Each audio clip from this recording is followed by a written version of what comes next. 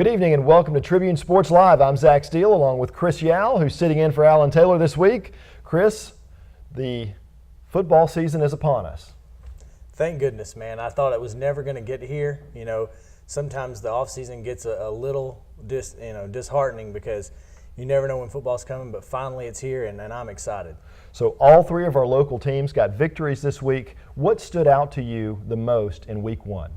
I'll tell you, the biggest surprise that I had was the defense over at Pinson Valley. I was at that game, so obviously it really shocked me.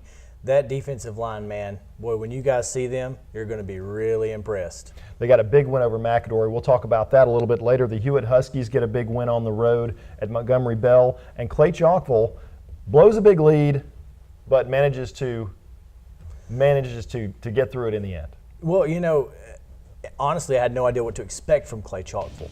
I thought, you know, maybe this is going to be a really good game. I didn't know what to expect from them, but they came out and it was almost like nothing ever changed. It was amazing. Well, we'll be talking about all three of these teams a little bit later, along with predictions later on in the show. We'll be back in just a moment.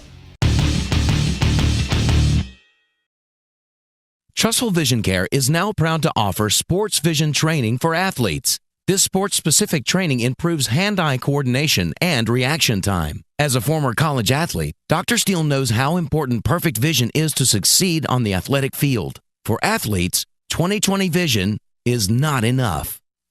Trussville Vision Care. At Bryant Bank, we focus on you. You'll never have to worry about being just another number in the system. When you're a member of the Bryant Bank family, our Bryant Bankers will work to understand who you are, where you want to go, and how we can help you to get there. We're big believers in developing relationships with our customers, and we value friendships we make along the way. Bryant Bank provides unbeatable service and legendary results. Bryant Bank, member FDIC, and equal housing lender.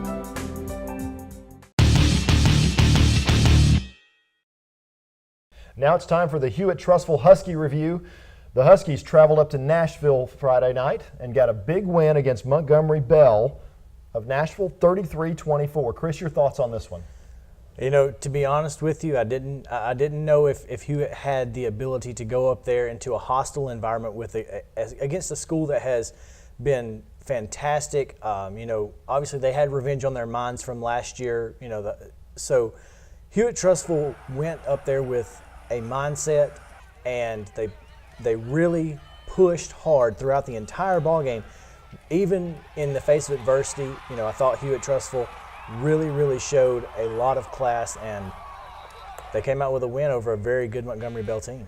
Now this was a new look Hewitt offense. I mean, it's still the hurry up, no huddle spread, but they're throwing the ball around a lot more. You know, Zach Thomas is gone, so a great running back the Hewitt Huskies had last year is also gone to Mississippi to play for Ole Miss. So we're missing two cogs to that running game. They just kind of plug guys in. They're throwing the ball around a lot more. Fun to watch. Absolutely, and that's something that, you know, a lot of times you don't see coaches do. A lot of coaches, especially at the high school level, will not, you know, tailor their offense around their player personnel, and Josh has done a great job of that. Connor Adair is one of the best quarterbacks I've seen throwing the ball in this part of the country in a long time. Grayson Cash did a good job filling in for Jerry Street. You know, so you know he had almost 100 yards rushing, had 3 receptions. So you know they really spread the ball around to everybody, and I think that was the key to their offensive success. Well, let's not forget Elliott McElwain and Noah Igbenogany as well. Both of those guys had very good games. They all got the ball a lot. Hewitt looked very good on offense. On defense, they really looked good in the second half, stopping a blue-chip running back in Ty Chandler. You know, in the first half, he had 180 yards rushing, and to hold him to 46 yards in the second half, now that's something that you really have to give credit to the defensive coaches for making the adjustments necessary. Josh did a good job along with, you know, all the coaching staff. To do that is something very important. All right, and the other thing that I noticed about the Huskies, they seem to be in better conditioning than Montgomery Bell. That just goes back to that off-season program that Hewitt works so hard on. So they get a big win. We're going to talk a little bit more about their upcoming game with Manatee, Florida. When we come back, we'll talk about the ClayChalkville Cougars and their big win over Florence. Gunnar Roy would like to invite you to visit one of their 3 stores on Deerfoot Parkway. Both Shell locations on Deerfoot offer delicious Hunt Brothers pizza, one at Highway 11 and the other at Old Springville Road, which was a BP and now has a fabulous new look customers need to see to believe. The Chevron at Happy Hollow Road features mouth-watering pop donuts that are delivered fresh each and every morning. A proud supporter of the community for more than 20 years, offering quality products at a fair price in a clean environment with friendly and efficient service, Gunnar Oil. Jefferson Memorial Funeral Home and Gardens is home-owned and operated by the Seal family. I've known Eddie Seal and his son Adam for over 25 years. They're community-oriented and, more importantly, good folks who know how to take care of people in their time of need. That's how Jefferson Memorial became Trustful's funeral home and cemetery. Jefferson Memorial is located at 1591 Gadsden Highway. You can call them at 322-0543. Before your need arises, let Jefferson Memorial family take care of your family.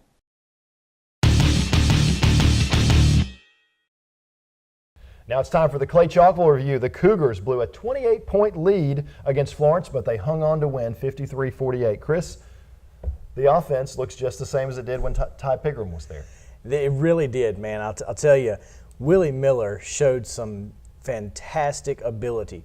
He was able to make good decisions. He didn't turn the ball over.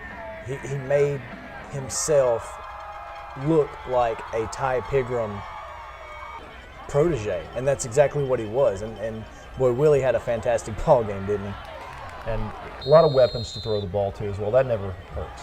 It doesn't hurt, you know, and that was one thing that I noticed checking scores at halftime. I thought, you know, you see the stats. Oh, you know, Nico had 140 yards receiving, but he only caught half of the passes.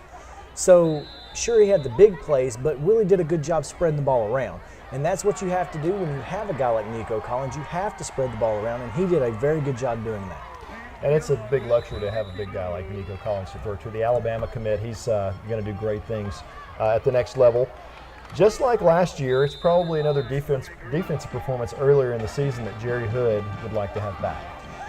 He would. I think that, you know, obviously in the first half they gave up the first score of the game, and then they shut them out the rest of the first half. Now, obviously, you know, Florence made adjustments, did a good job getting their team back on track offensively, but in reality, in a game with so much offense, defense made the biggest play with the interception at the end of the game.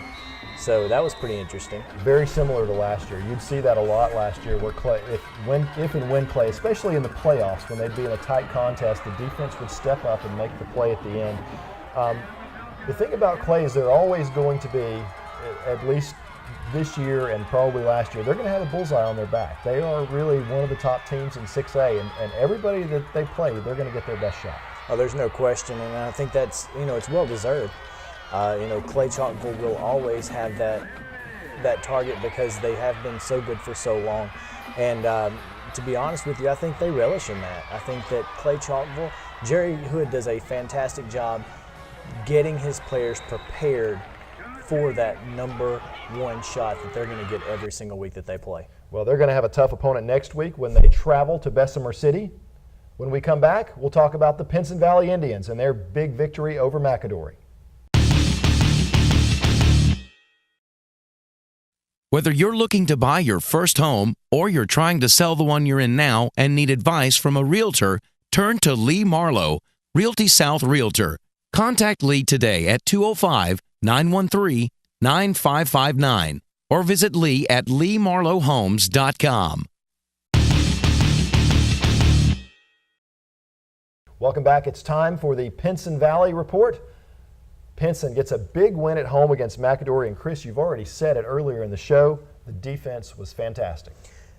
Incredible defensive performance. That defensive line is fantastic. The defensive secondary, get this, and I probably didn't mention this in my story, but the first half, Pinson Valley had held them to one completion. Unfortunately, that completion was an 83-yard touchdown pass, but he was 1 for 8 in the first half. So that secondary putting pressure on their offensive line, it was really impressive to watch, I can tell you that.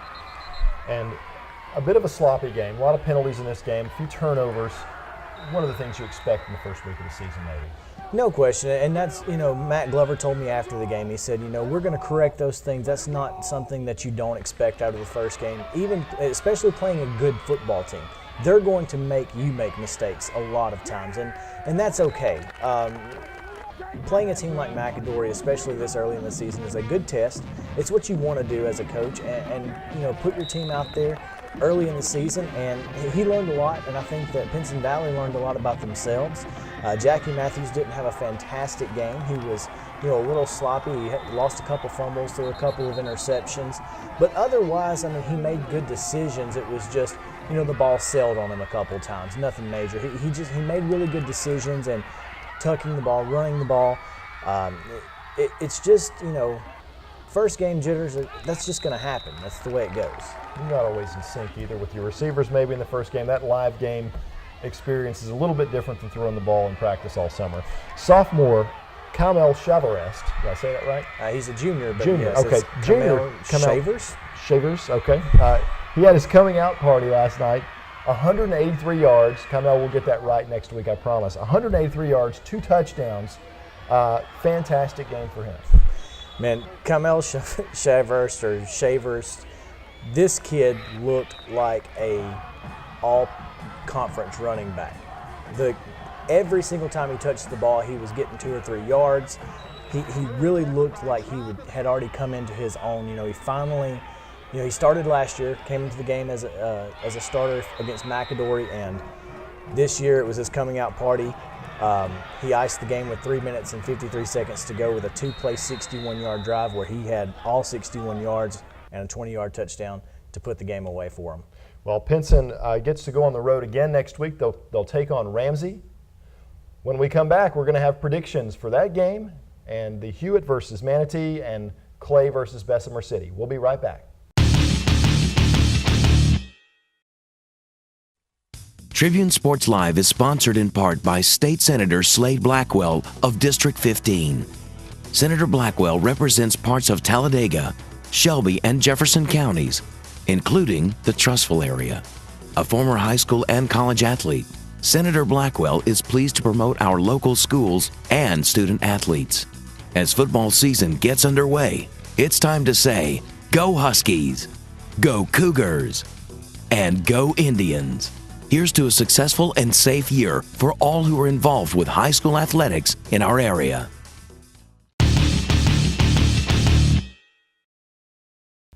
All right, it's prediction time, and we'll start with Hewitt-Trussville versus Manatee, Florida. Chris, we know nothing about Manatee, Florida, so I'll let you go first. Thanks, I appreciate it. Absolutely nothing do we know about Manatee. We know that they're a very good program. We've do the research that you do on them. You see that they've won a lot of ball games, but I'll be honest with you. I think that this year Hewitt-Trussville they have one goal in mind, and I think that Josh Floyd's 1-0 concept, win every game at a time. I think they're going to do it again, and I'm going to give it to Hewitt-Trussville 35-31. Hewitt-Trussville gets the win here at home. I'm with you on this one, and I think this is a pretty important game in terms of how the rest of the season shapes out. If Hewitt can beat this team after beating Montgomery Bell, one of the best teams in Tennessee, if they can get to a team that's made the state finals in Florida and has gone deep in the playoffs year in, year out like Manatee does, it may be Hewitt's time for their coming out party. This really could be a special year. I like Hewitt in this game too, 33-28. Let's go on and talk about ClayChalkville and Bessemer City. So Clay goes on the road to Bessemer City, a team that's historically pretty good. Bessemer City is always have a good program because they have a lot of athletes over there. It's a school that produces a lot of really, really good athletic kids, but ClayChalkville has a program that is built on specifics and detail, and I think that with discipline, Clay's offense is going to continue to roll. I don't think there's any question about that. I think they score 40 in this one, and they may give up some points, so Bessemer City probably gets out there, and it could come down to the last possession where Clay makes another great defensive stop, but I'm going to say Clay wins 40-33. I agree with you. Clay gets in the 40s in this one. I think that they fix some of the hiccups that they've had on defense. I like Clay in this one, 45-28, let's say. All right, finally, Pinson taking on Ramsey. Ramsey will strike fear in your heart if you're playing them in basketball, maybe not so much in football. What are your thoughts on this one? Ramsey's still a good athletic program. They're going to be physical. They have some big kids, and playing at Lawson Field, if you have to go to Ramsey, it's going to be a tough game because that those guys are playing hard for their home crowd, and they're really prideful over there.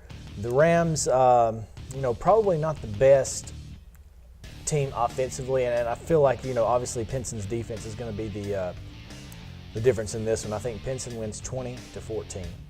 I like Pinson in a shutout this week. I don't think Ramsey's going to get any points on the board. I like Pinson in this one 17-0. All right, that's our show.